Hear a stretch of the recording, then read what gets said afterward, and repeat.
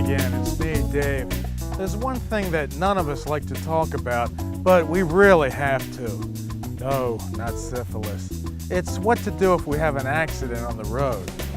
Accidents do happen, and I'm happy to say that most accidents involving scrap trucks are caused by someone else.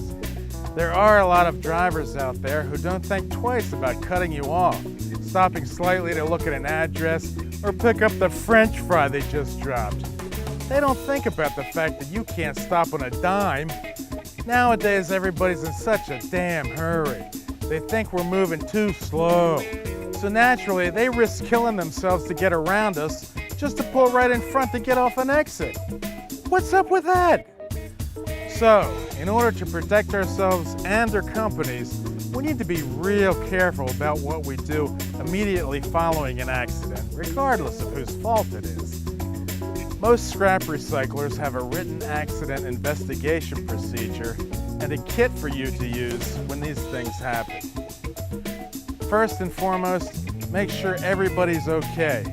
They might be an asshole, but that doesn't mean we don't care about them. Ask if they're hurt and need medical attention. Someone is probably going to call the police, but don't count on it. If you need them, you call them. Make sure you contact your dispatcher right away, too, because your safety director or fleet manager may want to get to the scene. Don't move any vehicles, and whatever you do not leave the scene. That could get you thrown in jail.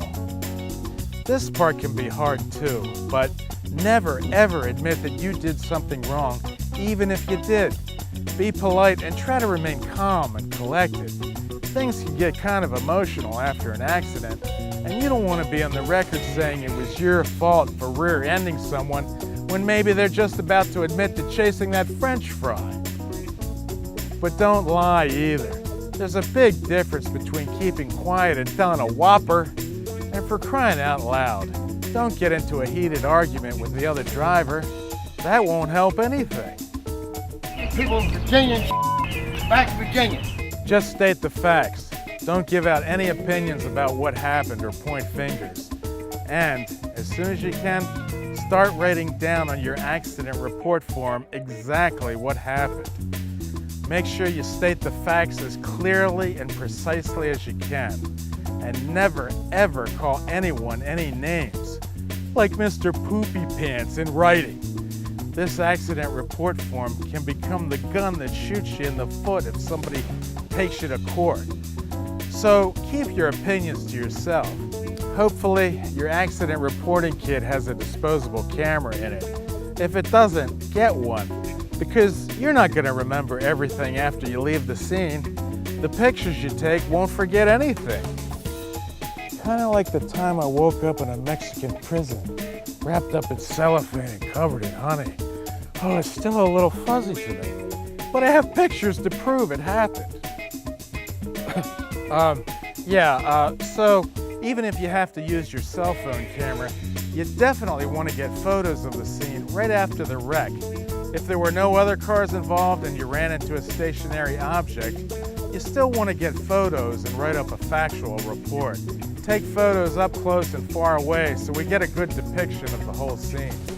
If you take pictures really close in, or if the subject of the picture is kind of small, it'll help to put something of a known size in the picture as well to give it some perspective. Skid marks are important too. No, not those, the ones on the street. By the way, if the media shows up, try to ignore them and stay away. It ain't your big break in showbiz, it's an accident scene. And everything you say or do will just come back and bite you in the ass. You're not trained to talk to reporters, so just politely refer them to your company's main telephone number. Even saying no comment sounds like an admission of guilt. Just try using that line on your wife. So avoid saying that too. Collect all the names and numbers of everyone involved, including the police officers, and make sure you include any witnesses that might be there. If you are not hurt, and I sure hope you're not, your company will probably want to send you out for a whiz quiz. I mean a post-accident drug and alcohol test. This is standard procedure and probably part of your company policy. So don't take it personally. No matter how you cut it, being involved in a wreck is gonna ruin your day.